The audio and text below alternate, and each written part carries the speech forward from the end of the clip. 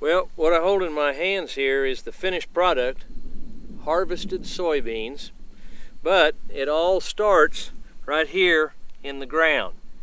These soybeans are planted a couple inches apart, about an inch to an inch and a half deep in this soil. The key is to get those planted in enough moisture to get them to sprout.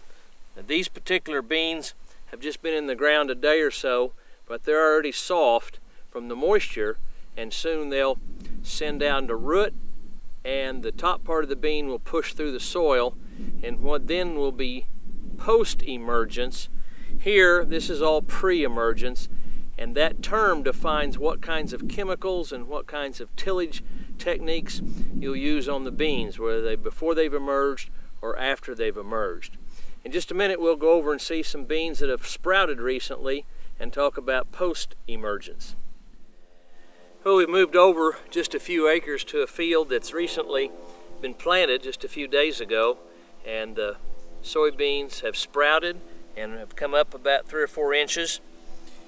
The ground was not crusted over too hard to keep them from sprouting and pushing through the soil surface, and so between now and the fall, these plants will grow to about 2 foot tall and set on flowers, which will then eventually become seed pods and produce another harvest of soybeans.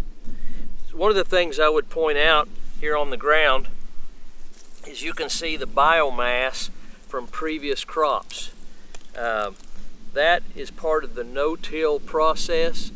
Rather than plowing and disking and turning under all of that, the seeds are planted with no-till or minimum tillage, and the biomass from the previous crops are just allowed to be in the soil or on top of the soil and decompose naturally. Again, that reduces the carbon footprint of this particular farming operation. Fewer trips over the field, less diesel burned, less carbon emissions, and less expense for our farmer, Tommy Salisbury. So between now and the fall, these beans will grow, and provided we get the favorable rains and the weather we need, they should produce around 30 bushels per acre in the harvest. A bushel of soybeans weighs 60 pounds, so about 180 pounds of soybeans per acre from this particular field. Later we'll tell you where those soybeans go and what happens to them after they're harvested.